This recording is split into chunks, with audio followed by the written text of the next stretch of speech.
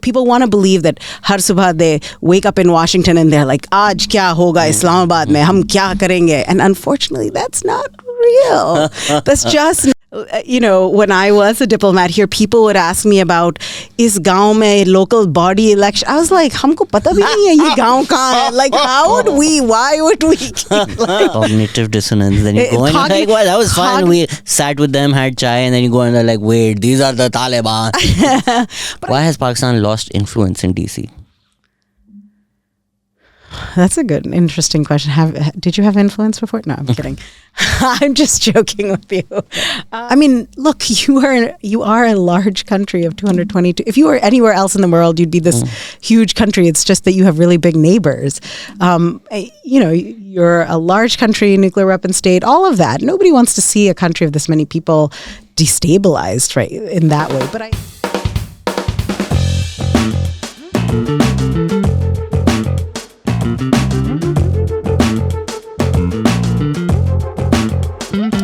Hello, Assalamu alaikum. Welcome to another episode of the Pakistan Experience. I'm very excited because Tamanna Salikuddin is here with us. She's the director of the South Asia program at the US Institute of Peace, where she oversees USIP's work in Pakistan and broader South Asia. She comes into this role with extensive regional expertise in Pakistan, Afghanistan, India, and Sri Lanka, particularly in political and demographic trends in this region. But first of all, how are you? I'm doing well. It's a pleasure to be in Karachi. Is it so much better than Islamabad? The most controversial question is where we begin. I lived in Islamabad for almost 3 years, so it has a special place in my heart. But I always want to come to Karachi. I have some relatives here, and it's. And you can actually taste the food. So. Wo bhi sahi hai. No comment. Mujhe Islamabad mein wapas nahi I plead the fifth on this one. So how is it coming to Islamabad, meeting people, meeting politicians, bureaucrats, I'm assuming? Yes, it's wonderful. I try to come about once a year at least. COVID ke dauran, it was a little bit hard, but it's nice to be back in Pakistan and actually meet Pakistanis and be out and see sort of the mood of people and talk to folks. What's the mood of the people? What's the mood of people? I think people are very internally focused, right? Pakistan's going through a lot of things politically, economically, I think most importantly. And everyone's still holding their breath. Ki kya hoga, kya hoga. So, but also I think geopolitically things are changing for the region. And Pakistan is definitely feeling change. And so I think people are, in a good way, it gives Pakistanis a moment to focus inward and think about what they want to do with their country, where they want to take their country. That's what I heard a lot of, which I found refreshing actually. So if we unpack this diplomatic talk, what maybe you're trying to say is, okay, I'll ask you this question. We had Hussain Haqqani on the podcast and he was very clear about it. He just said Pakistan is not as important to the US as may have historically been, whereas maybe nationalists in Pakistan assume that Pakistan is the most important geopolitical region in the world because it connects and everything that we've learned in Pak studies. So as things do stand, where are we on the geopolitical stage and how important are we to the US still? Pakistan is important in its own right to Pakistanis, right? So everything doesn't have to be hyphenated or how important you are to the US. But I think that's a good question. Right now, for US foreign policy, and I worked a long time in the US government. For the last 20 years, Pakistan had an outsized importance in U.S. policy because of our presence in Afghanistan, because of the war in Afghanistan. You all know this. But so in terms of policy priorities, I think Afghanistan, Pakistan, counterterrorism were very high on that list of priorities. Things have changed a lot, right? Obviously after August 2021, but now even more so, it's really a pivot towards geostrategic competition, this global competition. And if you look at any of the recent policy documents out of the US, it's very clear. China, Russia, right? Russia is the tactical, immediate concern, and I think it'll remain a concern as long as Putin's in power. Whether you agree with it or not, for US policymakers, that's a concern. But China is the longer term competitor for the United States. And so a lot of decisions are made through that lens. And I think how we view Asia largely and the Indo-Pacific for sure is all about China and China's rise and its influence. So Pakistan, I think, finds itself in a seam It's not part of the Indo-Pacific through a U.S. lens. It's not part of the Middle East. And so it's not at the top of anyone's policy priority list. But I would argue that's not maybe a bad thing, right? Maybe having too much, being too high on that U.S. priority list makes geostrategic things the most important things here. I think it gives you a moment to have that non-hyphenated. It's not about Afghanistan, Pakistan, India, Pakistan, Pakistan, China. It's about, if you want to protect a U.S.-Pakistan relationship, we have to find value in the bilateral relationship. But true, there'll be less attention from the U.S. on Pakistan. I mean, it would have been great for Pakistan if this was always the case, where some place like Turkey, which was an ally but not as involved, they could still not be as affected by the war in Afghanistan and Pakistan. It's a bigger debate if we even had that option. But post the war in Afghanistan, the damage that it has caused in both countries, for Pakistan to become less important does become a problem for Pakistan, because like it or not, we were heavily reliant on the inflows, and maybe that's a bigger discussion of where that money went. But in a world where that did happen and we did pay that price, and Pakistan economy crashed and the country fought terrorism, we do find ourselves in a fix. And obviously we are to blame. Our leaders made a lot of mistakes, but the US doesn't get to wash its hands and go away. Yeah. I mean, I think you can make that normative argument that the U.S. should care. And I think the U.S. does care. I mean, let's be honest, a lot of the things the U.S. and Pakistan do are not publicly, like the public doesn't pay attention to them. But even in terms of floods, for example, the U.S. does care and wants to continue to be a partner. Now, can they be a partner as much as maybe they were during the Afghan war? I would argue no, and that's one for attention. It's very hard for policymakers to pay, while we think the U.S. is so all-powerful, it's very hard for them to pay attention to more than a few things at once. And the policy space, but most importantly, the resources, the money, is focused elsewhere. So it's now all those, if you think of it bureaucratically, all those other offices which saw all the money going to Afghanistan, Pakistan are like, Tika, their time's up. Now we got to send the money to Ukraine. We got to send it to Haiti. Let's spend it on whatever in the Indo-Pacific. So in terms of a resources debate, there'll be much less money focused in the U.S. system on Pakistan. But I think there are still champions, obviously, of the importance of U.S.-Pakistan relationship. So I think it's about defining what does a normalized relationship look like.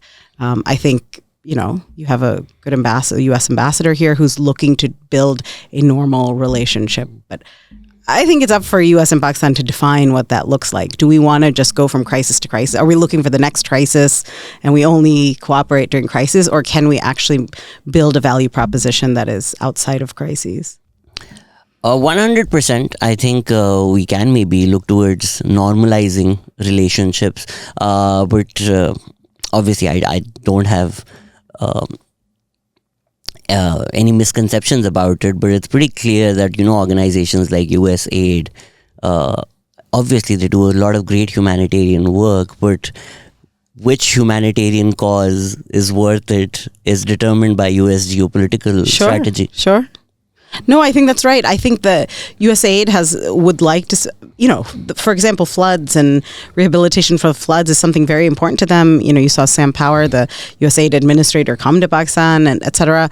But that pipeline is constrained. I think, one, because they want to spend money elsewhere, but I also think the global economic situation is just constrained, right? It's not like the U.S. isn't having economic trouble or anyone else. So whether it's China or the U.S., I think there's less money to go around. I think the example of Sri Lanka shows us that maybe the era of cheap loans maybe it hasn't come to an end, but it's getting there, right? It's not as easy to continue to bankroll things through multilateral and international loans.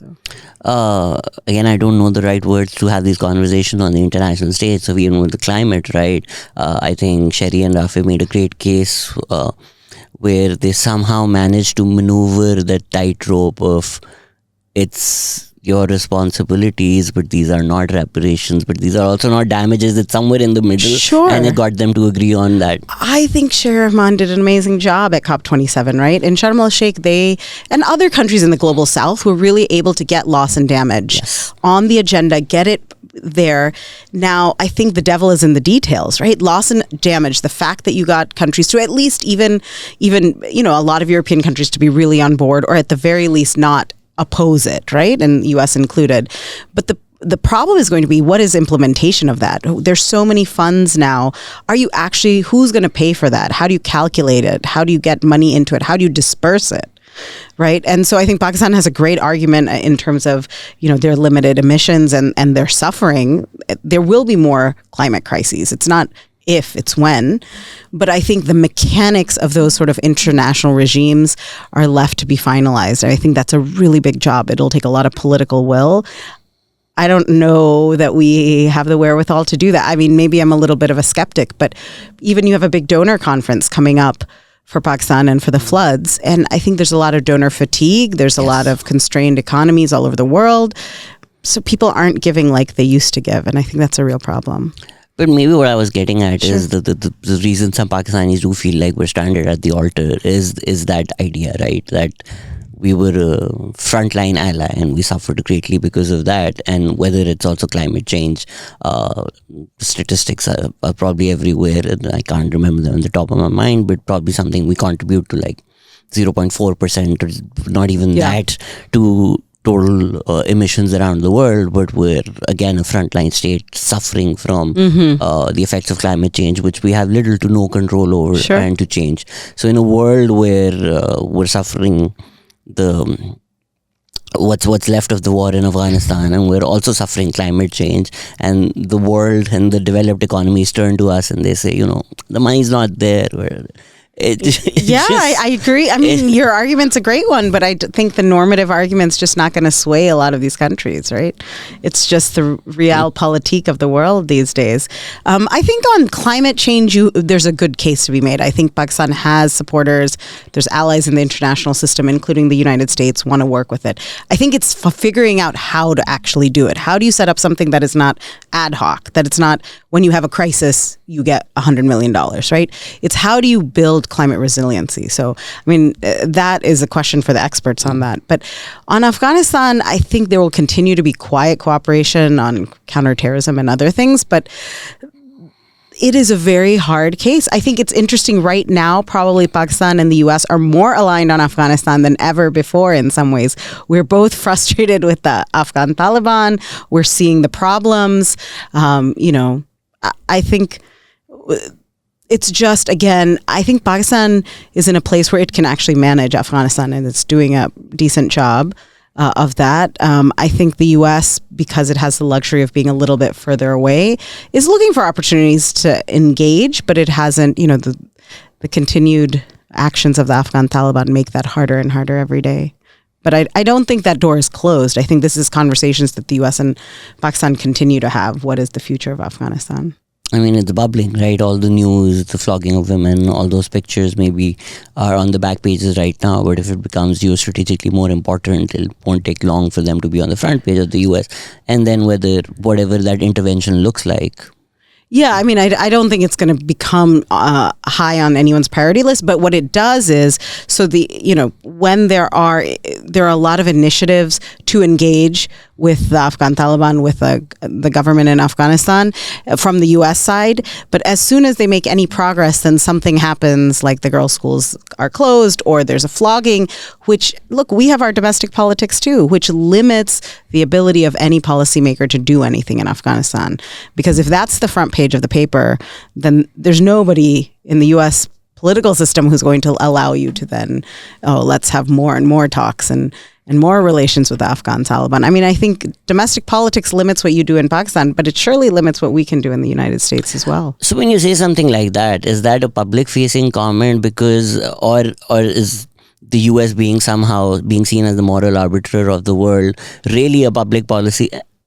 Yeah, I think, I don't know. I think people want us, this is, again, my own private opinion. I mean, where I'm coming from is it's a Pakistan and if the Taliban walk in and they're like, George Floyd happened, we can't talk to you, it'll be a public, that's up to it'll be them. a PR nightmare for us in Afghanistan, and they walk away. That doesn't happen, right? But it happens all the time in foreign policy. There's lots of events that happen across the world that limit how much, right? It's two things. It's the domestic political opinion and how important it is geostrategically. So if Afghanistan's not very important geostrategically and there's a lot of domestic pushback, who's going to spend the political capital to overcome that? That's what it is. It's a cost-benefit analysis. So somewhere where it's very important from a geostrategic perspective, from a national security perspective, then you might spend the political capital to overcome any domestic politics of it, any negative things in the relationship. But if it's already not that high on your list,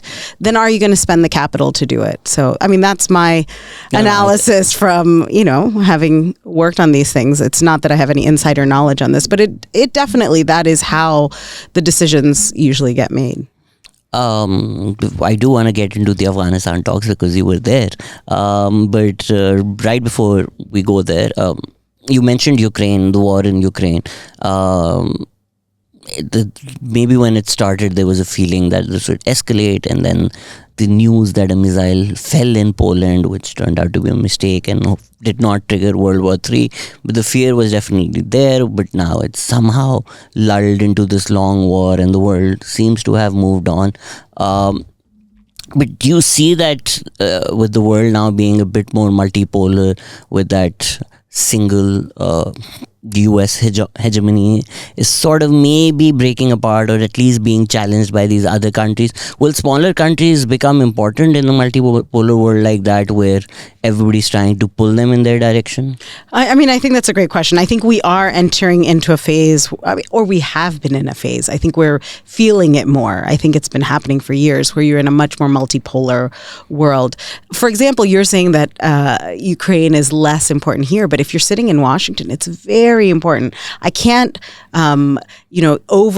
overestimate even, I can't tell you how important it is in the political psyche and the moment in Washington. I mean, you don't see this happening. You see people wearing Ukraine pins and you see flags hanging from households, right? So it's a very different feeling in the United States, public consciousness, right? Whether you agree with that or not is a different thing. But I think for the global South, it feels very different. I would argue that it's not just in Pakistan. In many other countries, they're like, why do you all care so much about Russia and Ukraine? You didn't care about XYZ other conflict, right? Geostrategic interest. Exactly. Yeah. But I also think it's something that's closer to home in a way. And for Europe, it matters. And for NATO, it matters. And so it is more important in the consciousness. I think you're going back to your original question about a multipolar world. It could go both ways. I think in a multipolar world, you see a lot less normative arguments. You see many more people making very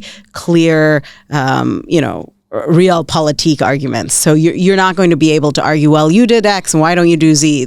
That's just not going to happen. So that sort of moral sermonizing, you're going to, I think, see a lot less of. It just doesn't work in a multipolar world. You can't have this idea of, well, this is the way we all have to be and let's do it.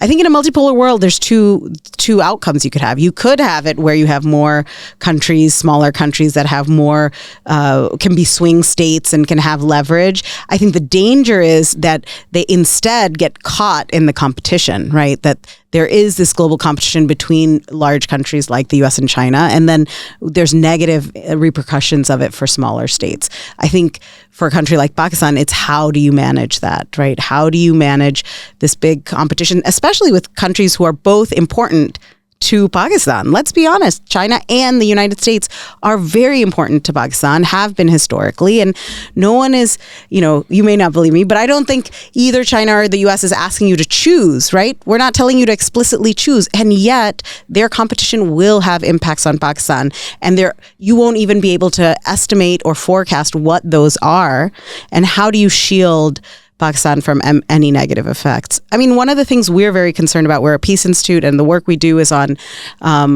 seeking peaceful solutions. And we're concerned about, the subcontinent. The defining sort of crisis is always India-Pakistan, but now it's more India-Pakistan-China. And so what is the strategic stability in this region? And does global competition then have negative effects on that, on balance of those things, on the cascading security dilemma? If Pakistan is looking to counter India, India is looking to counter China, China is looking to counter the US, what are the impacts for all the players in that?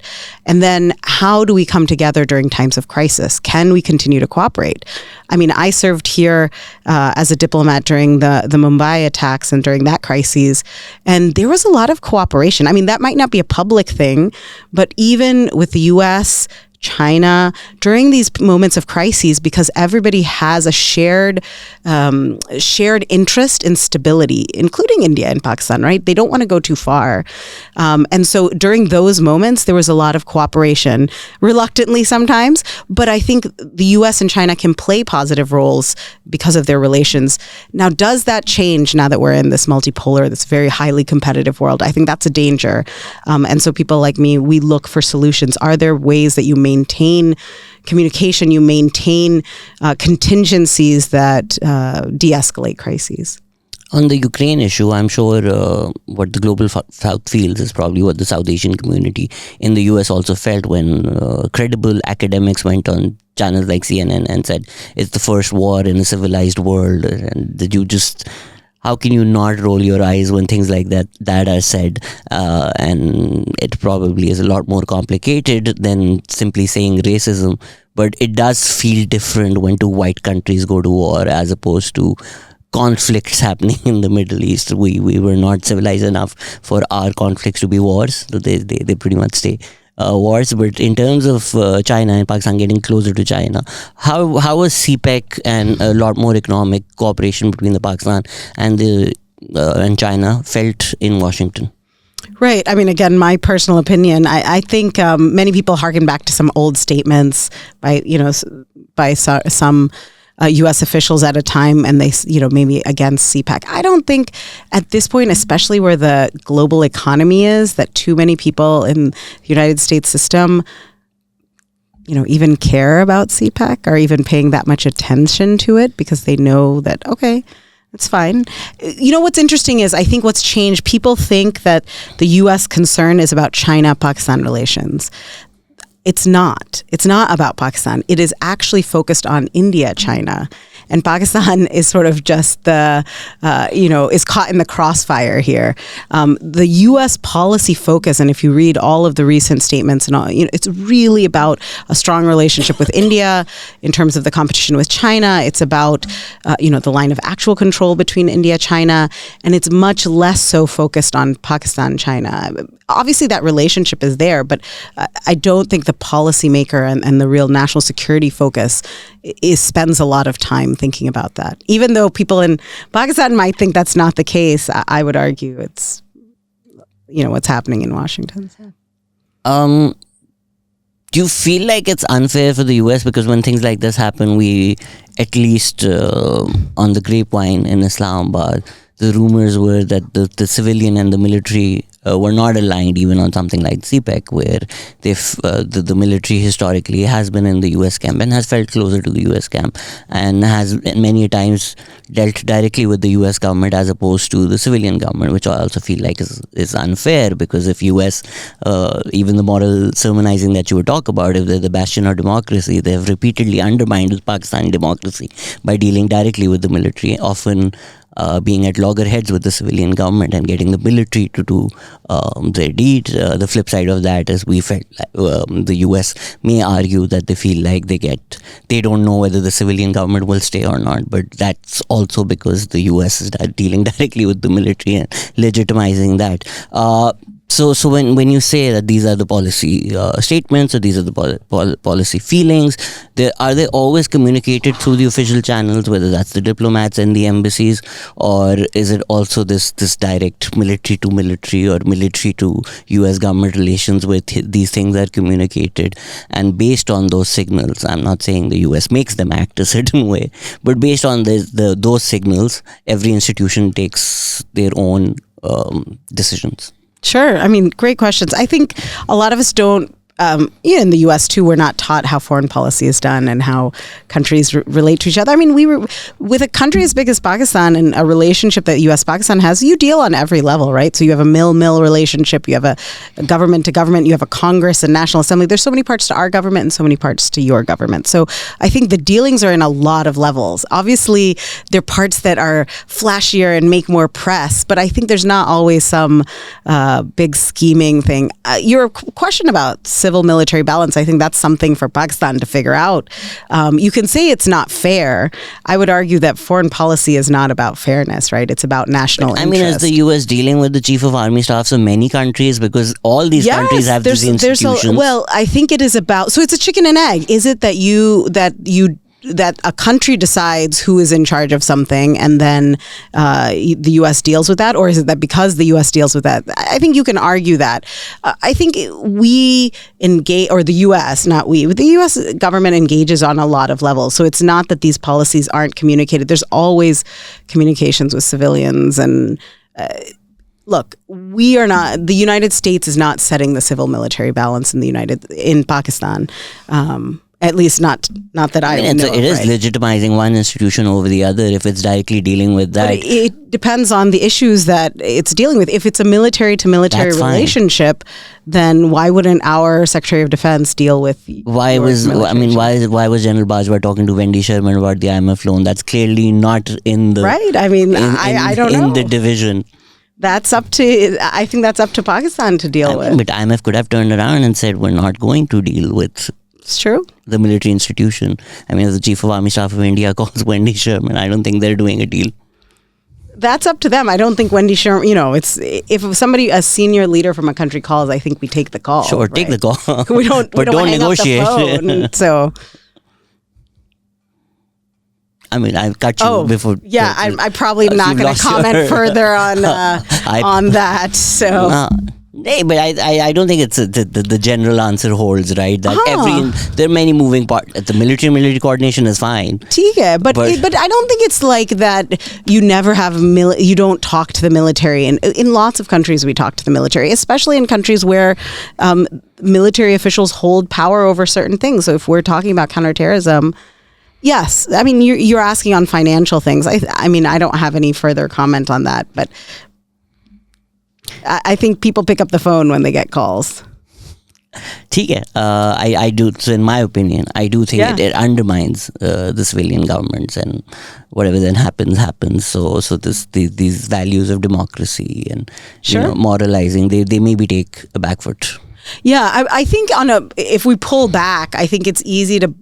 I think there are a lot of issues that you can say that the U.S. played a part in, but you can't blame everything on the U.S., right? So it's like there's a lot of problems and a lot of blame to go around. And I think it's easier to blame the outsider, the other. And often that just allows you to not change and improve your system. कुछ शहर कुछ खैर well अब तो यहाँ world है कुछ दुनिया दे लोग भी जालिम सन कुछ सानू भी मरंदा बिल्कुल सही तो I mean we will get into it. I know you don't want to talk about it particularly. I also personally think the entire Lettergate was don't mind my French, BS.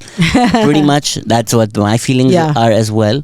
But the compelling argument made by supporters of one party in particular is the US has done regime change in the past, which is undeniable. I mean, those documents have now even come up. So I'm sure you can also acknowledge that has been done in other countries.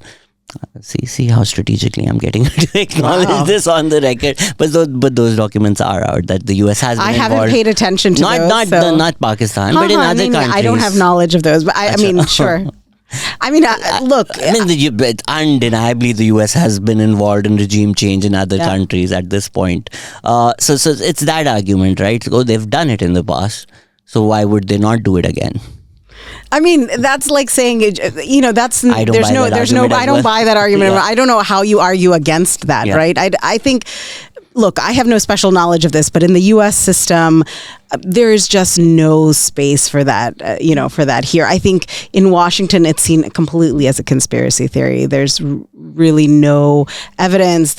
Nobody's even paying attention to it. I think, let's put this aside. I don't think arguing about it helps, because the people who believe it will continue to believe it. I think misinformation, disinformation, conspiracy theories, that's the whole point of them. I think that is a bigger problem, not just in Pakistan, in the region, in the world. They've become so pervasive that we've lost sort of our trust in so many institutions that we believe what we want to believe. And the more you argue against these conspiracy theories, the more people hang on to them. So by me saying there's nothing in it, it will only people be like, oh, that's proof that there's something in it, right?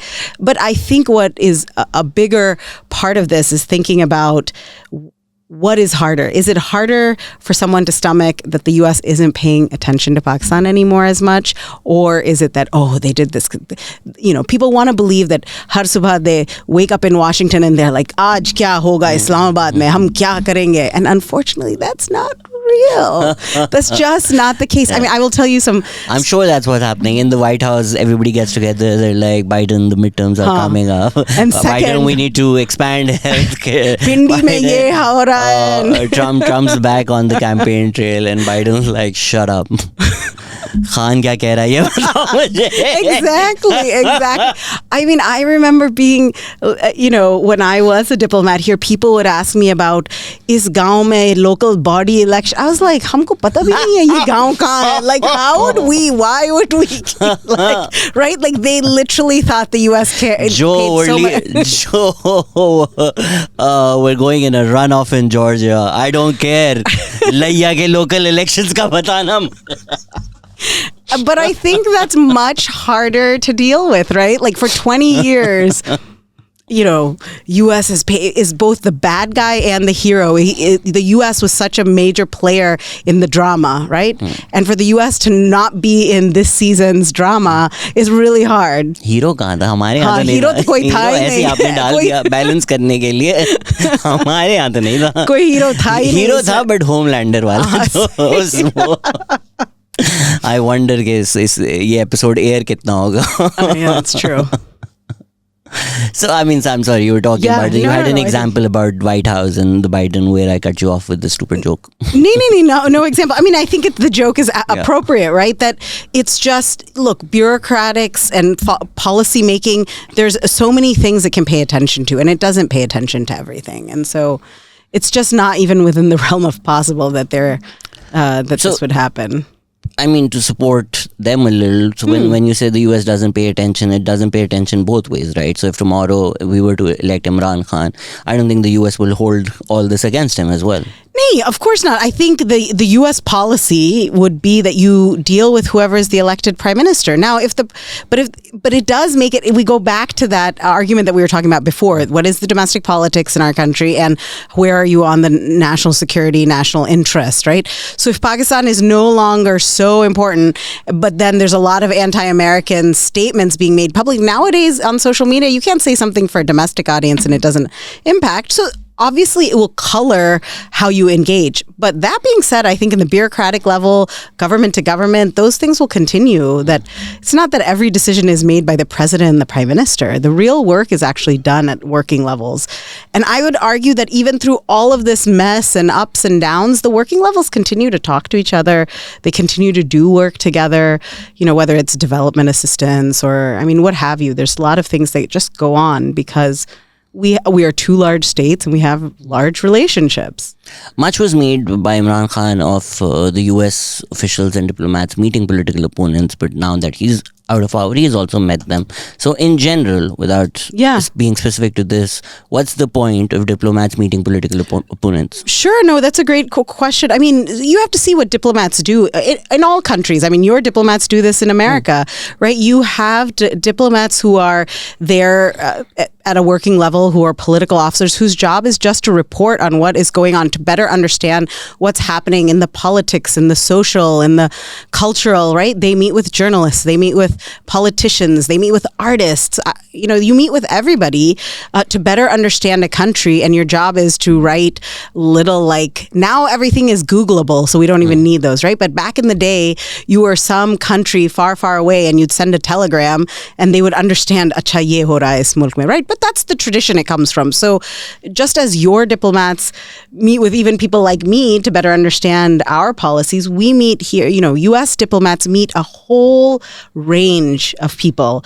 So definitely politicians, both in government, outside of government, opposition, retired, doesn't matter. You meet ambassadors, because you're trying to get all the different views to better understand. Your job as a diplomat here is to understand what's going on so that the policymaker in Washington can make a better informed decision, right? And so, of course, you'd meet with opposition leaders. I mean, when he was in opposition, look, and we have relationships. We are two countries that have had diplomatic relations for a long time. So somebody who's a minister now will be in opposition tomorrow. That doesn't mean they don't still have a relationship. They still talk, they share their views, and that continues. Do domestic politics then also determine foreign policy relations? You're saying that as countries, it doesn't affect that much, but it was said that the Pak embassy had its eggs in the Trump basket in the 2020 elections. I'm just saying things that were said, and we'll run them by you to see if these things matter or not. I don't know. It doesn't sound...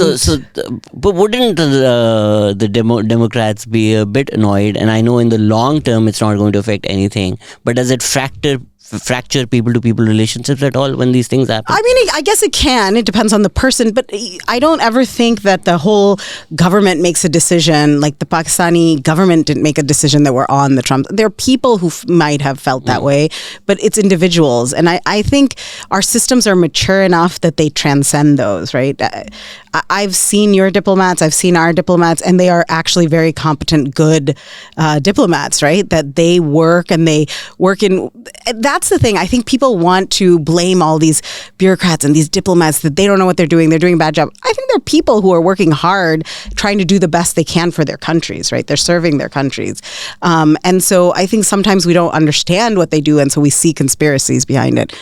But at the working level, the policies between U.S. and Pakistan have remained so largely consistent across both administrations and governments in both countries, right? So if you pull back, we haven't changed wildly between Republicans and Democrats or between governments here in Pakistan. You've had lots of different governments. I first served here as a diplomat during Musharraf ke daur, and then, I've been involved with Pakistan since then. I've been a great student of learning about Pakistan and visiting and love Pakistan and Pakistanis. But even through all of these different governments and different types of governments, you see a pretty consistent policy towards the United States from here and vice versa. You were there during the Murray talks. How does something like that happen? And when you're talking about diplomats, I think the diplomats of Pakistan in particular have done a stellar job. Jitni bhi hamari importance hai international stage par, maybe what we do in this country and our economy doesn't warrant that. So clearly our diplomats are doing something right for us to be at least even in the conversation, or at least in most conversations. So how does something like that happens? I'd love for you to talk about it. Yeah, sure. I mean, there's a lot I obviously can't talk about, but I mean, I was at the State Department and we were on a team that's looking for a political solution in Afghanistan. I think, you can go back and look at the history in Afghanistan. There are many times when we could have sought a political solution with the Taliban. I think early on we felt like, it's easy, we'll win. We didn't do it. And maybe there were missed opportunities. And then you have a resurgence of the Taliban. And so we're both looking for military solutions and political solutions. But the truth is, peace processes and political solutions take a lot of time, right? They involve not just negotiating at the table. That's what people might see, but it's like concentric circles. So it's negotiating with your own side. So the U.S. has to negotiate and convince everybody in our whole of government, whether it's Congress or the Defense Department or the State Department, that this is in our interest and we should do X, Y, Z. Similarly, even the Taliban, they have their own bureaucratics. They have to convince their fighters. They had to convince all their parts that, yes, we should give this a try. We should talk. And we have to convince regional partners, Pakistan being very important in that. But we have to convince our allies that this is important.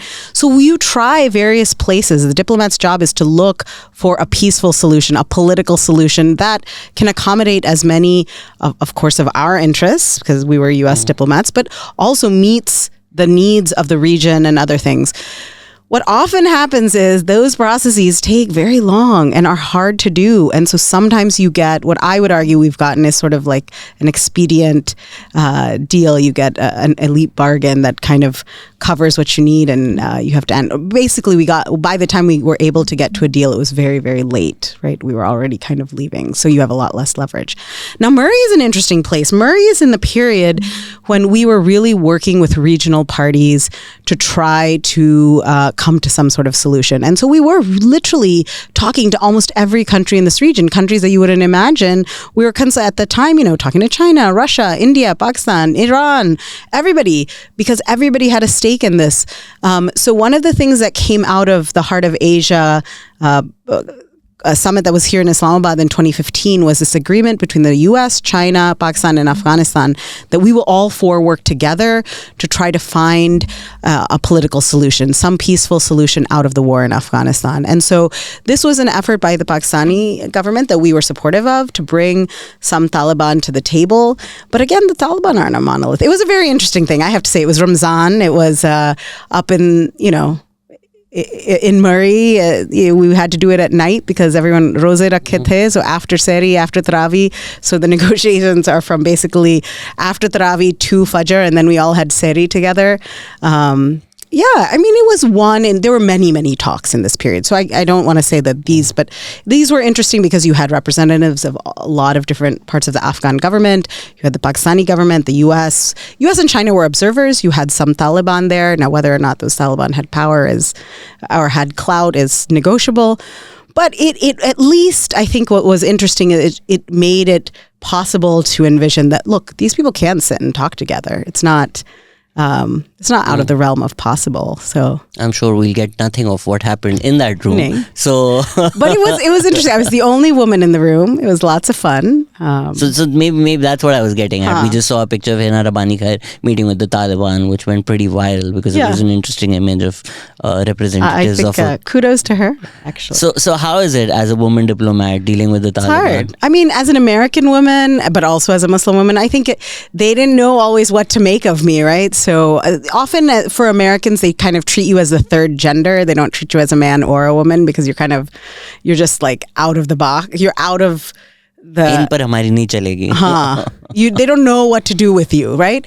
But then, look, even with all of the sort of, you could say, the ideology and all of this stuff, the Taliban, at least the ones in negotiations, care about power and care about politics just like other players, just like other negotiators. So when it comes down to it, they're looking at, they want to maximize power and they want to deal with politics. And so that's how they deal with you. I mean, sometimes it was fun. It was entertaining. Many of them could speak Urdu, so we would talk in Urdu, and they were just curious where I was from and who I was.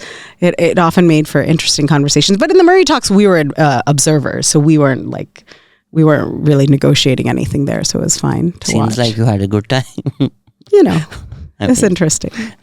Cognitive dissonance. Then you go and you're like, well, that was fun. We sat with them, had chai, and then you go and they're like, wait, these are the Taliban.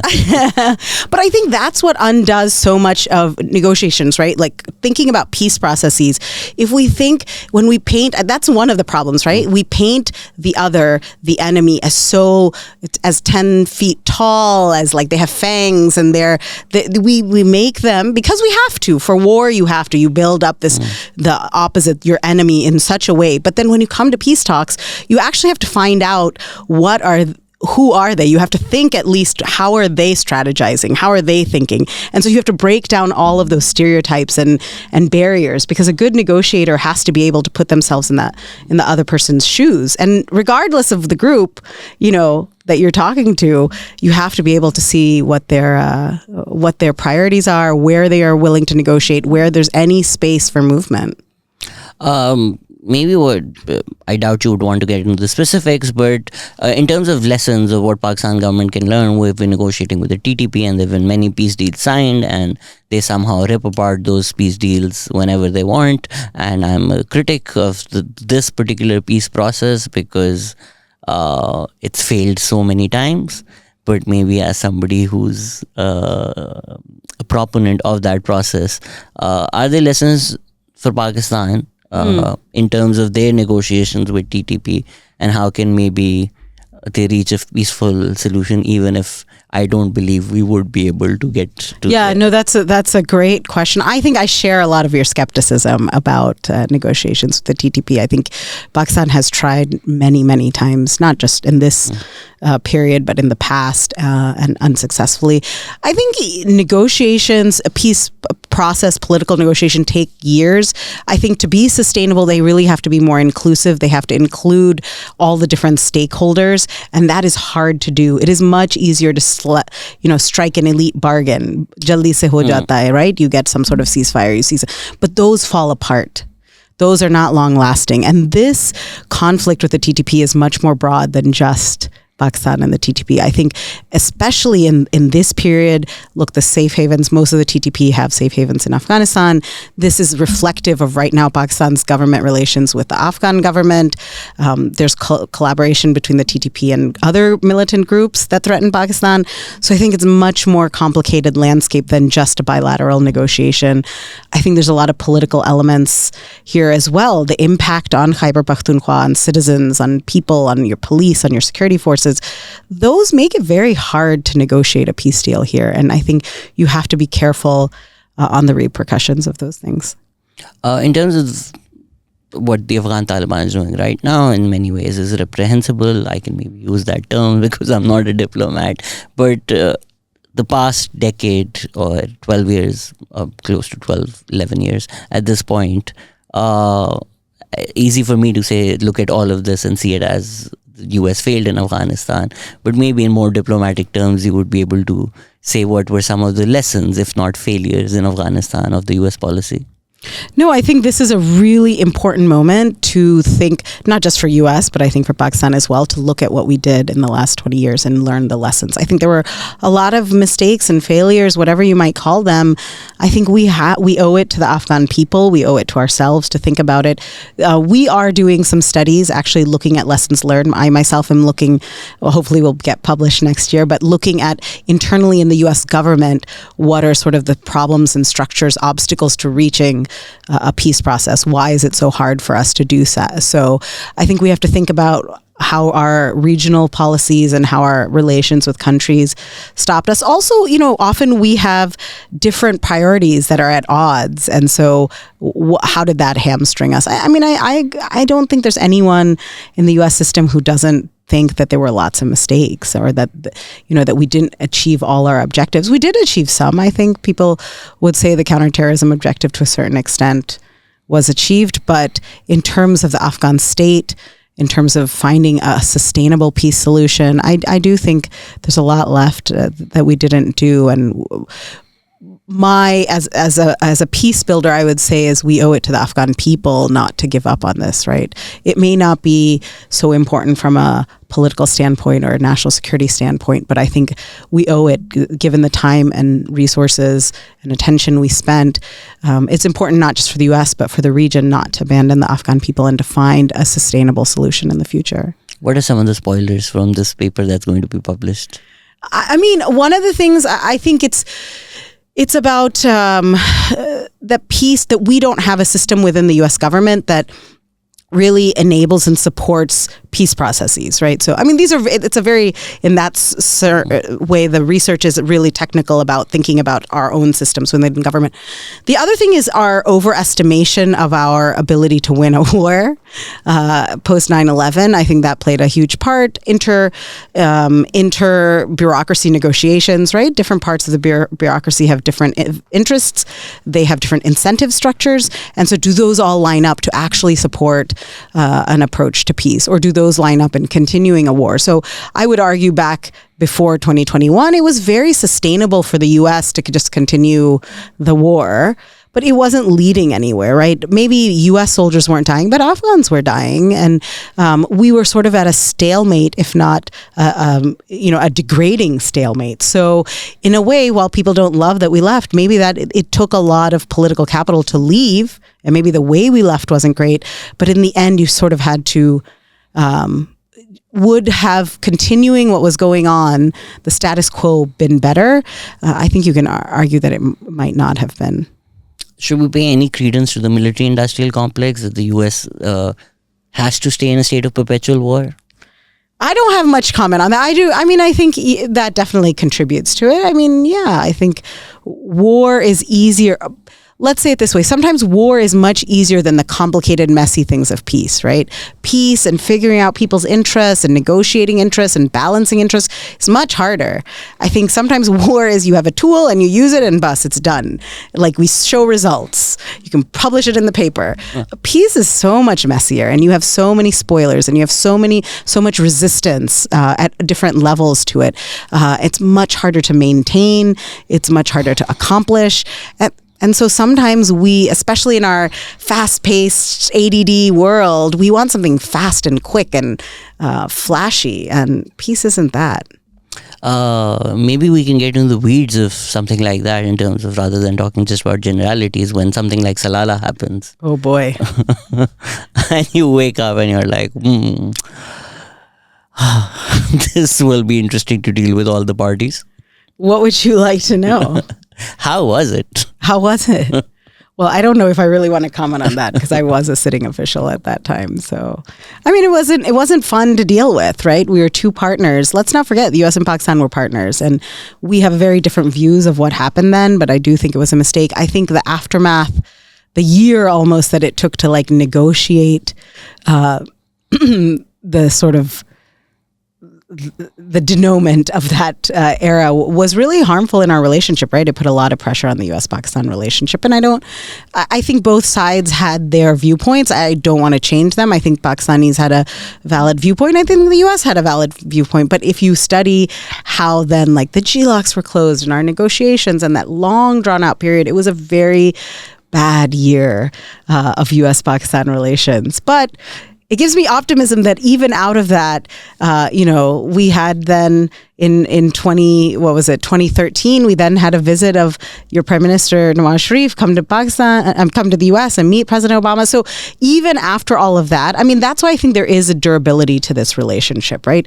We went through, if for all your viewers who are watching The Crown, annus horribilis, you could say, with all of the things that happened with Salala and all of these, it was not a fun year. But at the end, we were able to still find a way out, right? I think that is an important lesson, that we were able to see the durability in the relationship. We knew there was a lot of divergence. We don't agree on a lot of things, but there was an underlying convergence. And so we ended, by the time we got to 2013, we are, back to cooperating.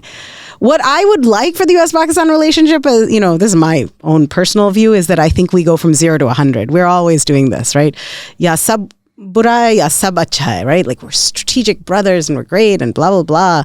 We're doing all these big meetings and we're so happy. Or we hate each other and it's terrible and we're trying to undermine each other. Maybe we need to give some try to just like being right at the center, right? Like I'll give our diplomats credit for Salala. I mean, Hinarabani Khair, even General Kani, in that negotiations, credit to those people. If they wanted to escalate that could have become a bigger issue in the national consciousness of Pakistan. I'm sure a lot of listeners right now who are in Pakistan and have been following the war in Afghanistan are Googling Salala right now. Sure. I mean, inside governments, it was a huge issue, right? Yeah. But outside of, I think you're right. In both publics, it didn't become, I think, managed. Obviously, in the US, could have been escalated. Here, it could be escalated. Yeah, that's true. Probably. We didn't do anything wrong in my viewpoint. Right. That might be true. I think that's true. But Salala wasn't in isolation, right? So much other stuff had happened that year that it made things even harder. Where do we currently stand in terms of the U.S.-Pakistan relationships? Look, I think your foreign minister said it when he came to Washington that, look, we're in a point where we're not hyphenated anymore. I think that's true. It's good that you're not hyphenated. But as I said, you're in this seam. You're in this in-between world. You're not part of the Indo-Pacific. You're not part of the Middle East. There isn't a lot of policy attention in Washington on Pakistan, but I actually think that can be an opportunity to talk about the things in the U.S.-Pakistan relationship that are more normal. I think that's what the U.S. Embassy here is trying to do, but I think that's what Pakistan is also, your embassy is trying to do that too. Talk about economic cooperation, talk about climate change, talk about investment, a lot of those things. So that's a really good thing. People to people ties. You have the largest amount of Fulbrights in the world. There we go. The largest amount of Fulbrights in the world go from Pakistan to the US. What does that mean? I mean, that's a positive thing. I would argue you need a lot more US Fulbrights coming to Pakistan, right?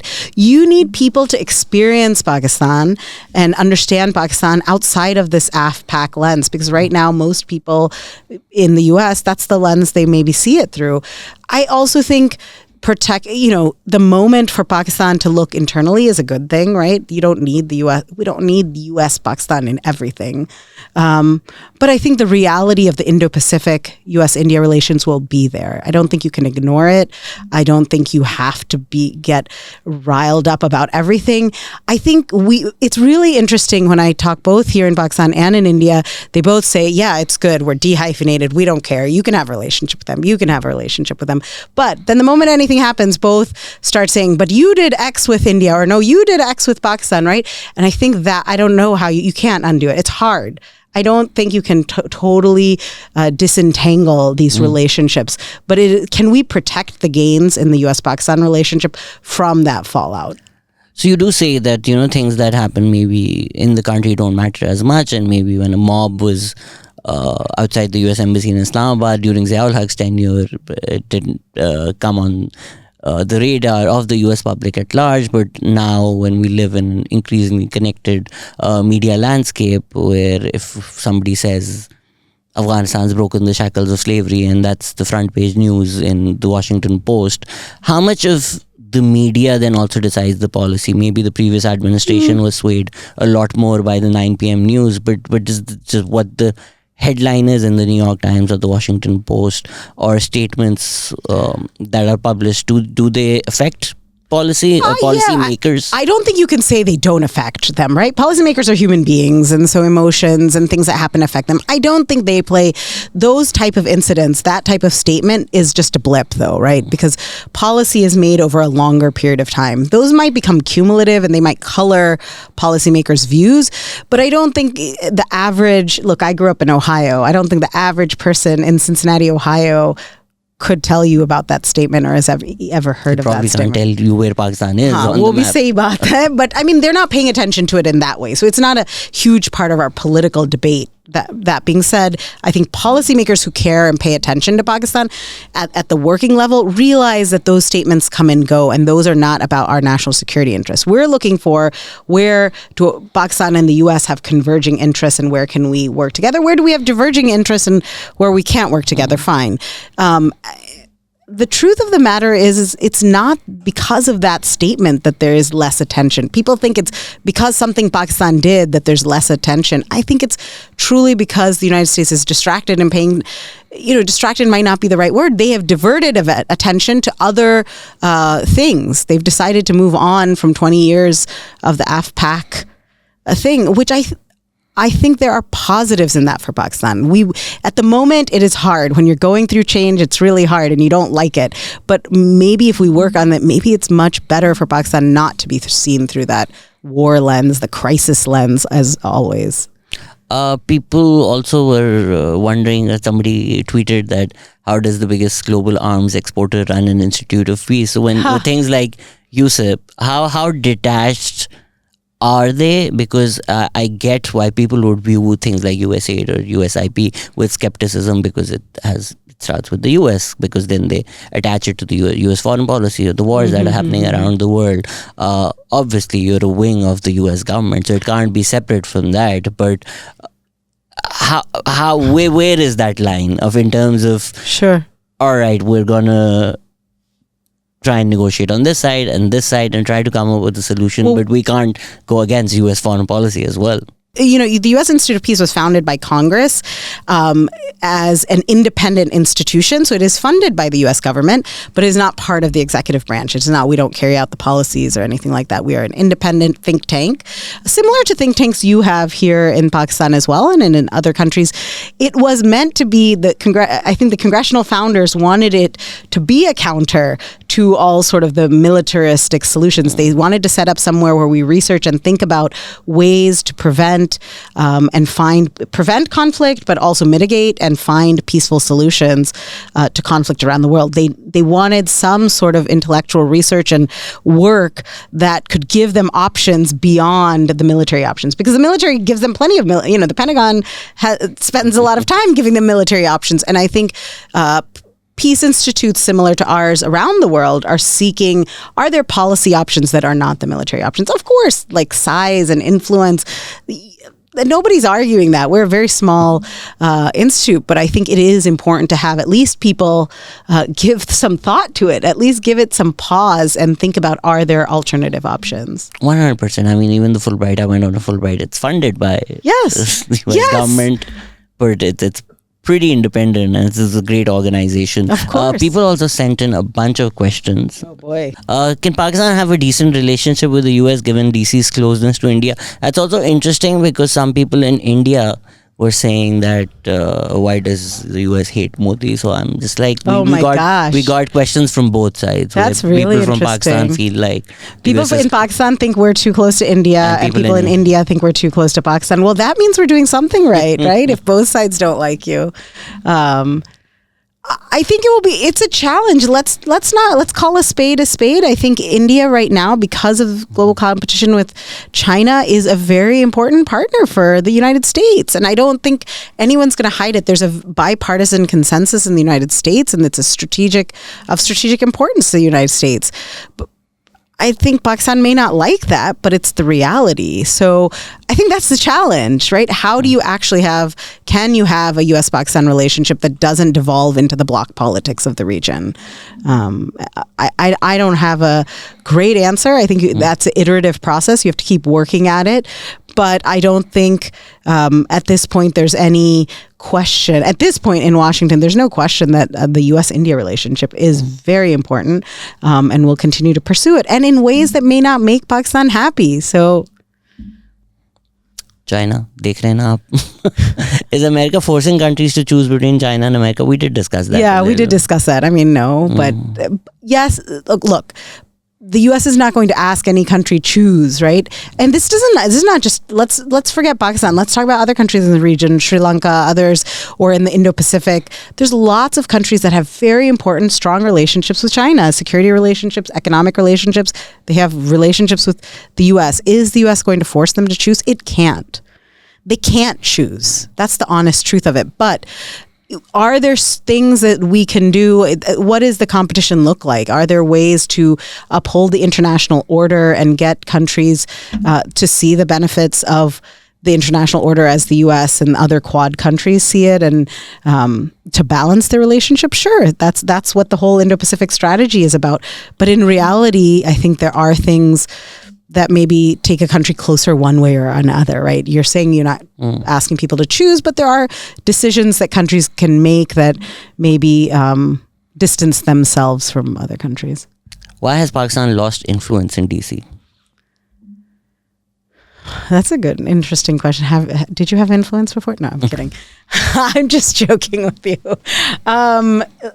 It's not that it's lost influence. It's the geostrategic interests in Washington have changed. The policy priorities have changed. I don't think you can fully understand how 20 years of war, there's war fatigue. There's just a fatigue, policy fatigue. And how the war ended in Afghanistan was not pretty. It was not good for anyone. Nobody wants to spend time and think about it, to be very honest, right? That policymakers don't have great solutions, and so they don't want to spend a lot of energy on it. At the same time, there's much bigger, much larger, what they see as threats and priorities out there, as we discussed at the top. So they suck up all the oxygen in the room. How do South Asia watchers like her view the current crisis in Pakistan? The current crisis? Which crisis? Or the economic one? The poly crisis. The economic one.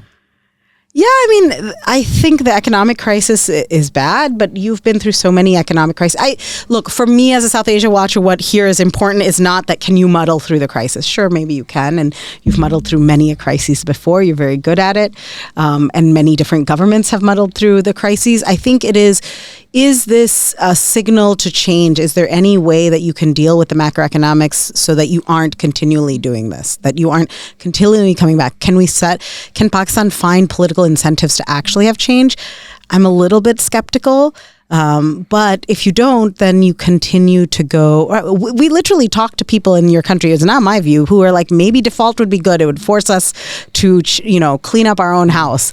I don't think it will get to that point. I don't think you're going to default like Sri Lanka, but is there moral hazard in continuing to get close to the brink and then get bailed out and then repeat the process? And then nobody has any incentive to actually change things. Does the US government get a say in if Pakistan gets to default or not? I mean, they do have influence over the IMF.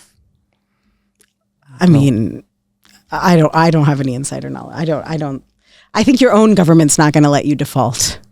How would she explain to ordinary Pakistanis that America does not want to see a destabilized Pakistan? How do you explain to ordinary Pakistanis that? I mean, look, you are a large country of 222. If you were anywhere else in the world, you'd be this huge country. It's just that you have really big neighbors. You're a large country, nuclear weapon state, all of that. Nobody wants to see a country of this many people destabilized, right, in that way. But I also think more broadly, if we're thinking about South Asia, Southern Asia, this is the only place in the world you have these 3 nuclear armed states with hot border disputes and more than a quarter of the world's population. I mean, I think it's in every country's interest that we have stability, that we don't have escalation and war here. I think that is a major national security interest for the United States. Now, does that result in us doing everything you want us to do? No, because people have different interpretations of how you get to stability. Somehow the fear and the conspiracy theories in Pakistan are that in exchange of an economic bailout, they'll take our nukes away. That's not how the world operates. Yeah, that's not how the world operates. Yeah. I mean, it's not worth the argument because people, jo wo samajhna chahte hain, samjhenge. Future of foreign aid to Pakistan, volume issues likely to take priority, shape and form. Yeah, I mean, the future of foreign aid across the world is shrinking, right? First and foremost, foreign assistance and foreign aid is much smaller. There's just not that much money to go around. And as we talked about in this whole episode, there's a lot of other priorities. And so money is being diverted. You have crises all over the world. You think things are bad in Pakistan? Go see what's happening in Haiti, what's happening. There's so many other crises that demand foreign attention and money and resources. And I think the pipeline is just going to shrink here as well. What are Indians doing differently that they're having key positions in US in every field, whether it be governance, education, industry, research? I would ask Indians. They're focusing on education. I mean, that's go ask them. I mean, I don't. Yeah. What are the opportunities and requirements for that opportunities for the Pakistani youth in her profession, and what is her message to the youth? Oh, my message to the youth. That's great. If somebody wants to get into what you're doing, what I'm doing, what's the pathway? I mean, what is it that I'm doing? I think, you have a lot of smart people working in foreign policy and national security in your own country. And I think it's about finding good mentors. It's about learning when you're young. I think working overseas helps. I think what really shaped my interest, I was, as every good immigrant Desi child, I was supposed to be a doctor. My parents still say you should have been a doctor, but I was much more interested in languages and foreign policy and those type of things. So as a young lawyer, my first experience was living in Sri Lanka during the ongoing war and got to go up to Jaffna, met LTDE, saw the Tamil Tigers, met IDPs, did election monitoring, and really getting out and learning the issues. I think we all think we're armchair analysts. It is really about getting out and talking to people and understanding the issues in complex ways. And then it's, when I worked in government, it is about having good mentors, learning. I worked for amazing ambassadors. I worked for amazing people who worked super, super hard, were very analytic, very, I think, they're high integrity, and you have to put in the time, and you learn from people like that, right? You watch them, you do the grunt work. Log soch think you should just like go and get the job. I think definitely in my experience, you do the highs and lows. You carry the bags, you organize the things, and then you get the opportunities. And so in that process, you learn a lot. So I think my advice to the youth would be both: learn languages, learn history, go live in countries. If you want to be an expert in these type of things, you have to spend time there and understand it. Second is find people that you want to learn from, get mentors and do the work with them. Don't be afraid of long hours and the grunt work. So it's not all, bright and shiny and nice all the time. This is the last question. Resolving conflicts through interpretive spaces is a method used globally to address contested histories. Is USIP involving museums and heritage interpreters for conflict resolutions and peace processes? Oh, that's an interesting one. I don't personally have experience. We do have programs where we're trying to keep global heritage, preserve heritage as means of, especially for persecuted peoples, whether it's Rohingya or whether it's Uyghurs and other things. Cultural preservation for them is important, and that is a means of peace. So there are programs that do that. Scale of 1 to 10, how much did you enjoy Miss Marvel? Oh, I loved Miss Marvel. I wish it had been shot in Karachi. The fact that it had to be in Bangkok, it kind of broke my heart. I loved Miss Marvel, especially like people hear my critique like, oh, she's not very Pakistani, but she's so American desi, right? Yes. Like what they show is very much how American Muslims like grow up, right? Whether you grew up in a very mixed kind of cosmopolitan reality. And so I loved it. It was wonderful. And I loved seeing sort of touching on partition and like all of those things that evoke so much in South Asian. So I thought it was an amazing job. I really enjoyed it. Only helps that Fawad Khan looked that hot in it. Yeah, that helps. That helps. The music was great. I mean, come on. How can you not love it? I was a huge fan. Thank you so much for your time. Thank you so much for your time, and thank you everybody for listening. Take care. Bye. Thank you.